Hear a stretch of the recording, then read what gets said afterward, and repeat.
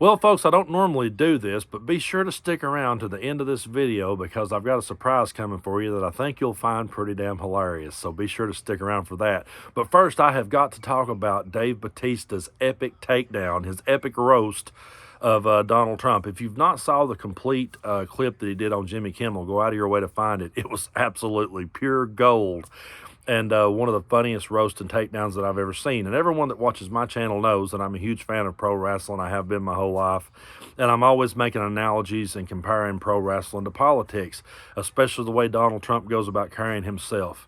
You know, back in the day, you had those chicken shit heels who were always blaming the ref for their problems or blaming the promoter for their problems. Everything was always rigged against them. They never really lost. Even if they got their asses handed to them, they would come out the next week and say, oh, I never lost that, you're crazy. That's always been the way that Trump has carried himself, and he just goes after that cheap heat that a lot of the heels back in the day used to go for. I remember when I saw Trump come out with the women who had accused Bill Clinton of misconduct. When he came out with those women at the Hillary debate, I remember thinking, that's straight out of a Ric Flair move. You know, that's so something Ric Flair would have did back in the day, or Ravishing Rick Rude would have did. You know, Rick Rude one time airbrushed Jake the Snake's wife on his crotch and then sit there and wiggle his hips just to taunt him.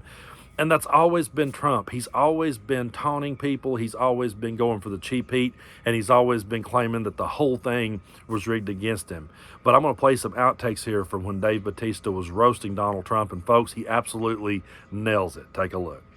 That Donald Trump has ever done has divided this country. America will only be great if you vote for me. And that's bullshit. It's not making America great. It's making Donald Trump great. Vote for me so I can pardon myself, do anything I want, and get away with it. Just a regular guy. But when I look up the definition of narcissist, this is who people want running our country. Everything he loses is rigged. When he won in 2016, because he lost the popular vote was rigged. What a whiny little bitch. The fact that he was convicted of 34 felonies, it was rigged. Guilty of fraud because it was rigged. I know why he's so proud. Turning up Roe versus Wade, and the reason is because he's a massive piece of shit. This dude got laughed out of the United Nations. I mean, that says a lot. It's gotta be the system's rigged. I hate Taylor Swift in all capital letters. Who's more American than Taylor Swift? Nobody. Talking about Governor Whitmer, he was asking for federal help. He wouldn't return her phone call because she hurt his feelings. Can you think of anything more un-American? Shit all over Obamacare, promising that any week release his health care plan. Next week, we're gonna have something very shortly. It's like nothing you've ever seen, except it never fucking came. We love our country so much, stop fucking shitting on it. I'm like Ali right now. Make America great, let's stop all this hate. Love America again. And if you haven't watched the entire segment that he did with Jimmy Kimmel, go out of your way to find it because it is so priceless and he's absolutely spot on. Folks, there's nothing manly about Donald Trump. There's nothing tough about Donald Trump. He is portraying a tough guy in order to grift people out of their money, but there's nothing tough about this dude. He is one of the most fragile people that's ever been in office anywhere. And yet people look to this guy as a symbol of strength. And that's the part that truly baffles me, especially people in my part of the world here in sleepy little East Tennessee. I'm right on the state line of Tennessee, Kentucky, and Virginia. I grew up over in Kentucky. People I went to school with will look at me and say, but Brando, he's one of us. He's one of us, man. He loves this country. First of all, he is not one of us. He's never walked down a dirt road.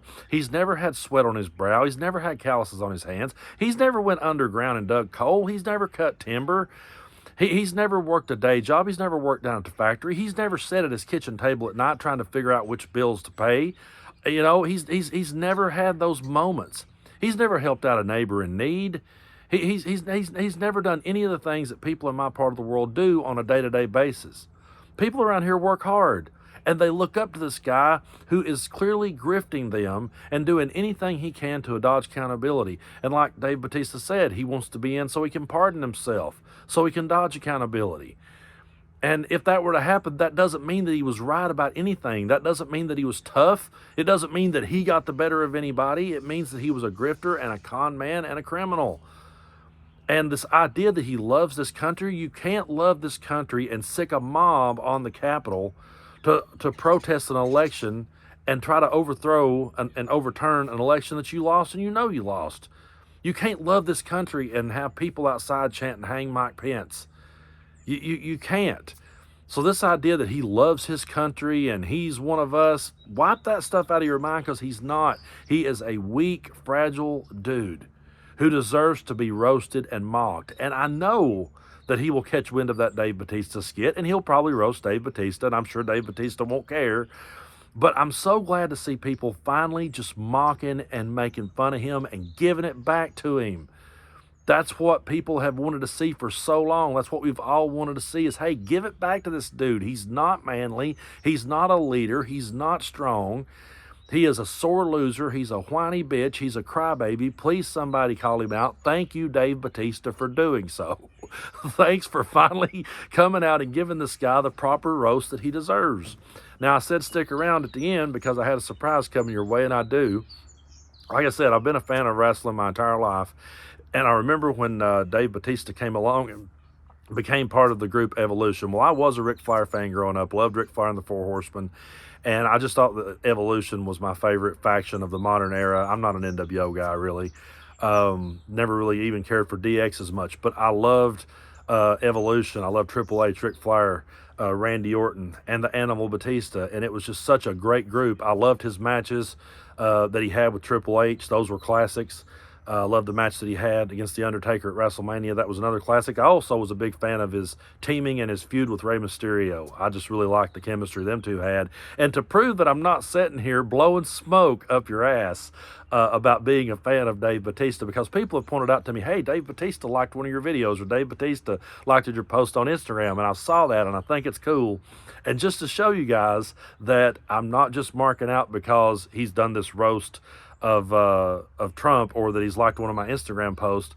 Here's a clip back in 2020 during the pandemic when we really had nothing to do or nowhere to go. I got my kids a trampoline, and what did my son get a taste of when I finally got him on the trampoline? That's right, I dished out a Bautista bomb, or as I like to call it, the Brando bomb. So we'll close with that, and you guys enjoy it. Take a look. Oh my God! Oh my God!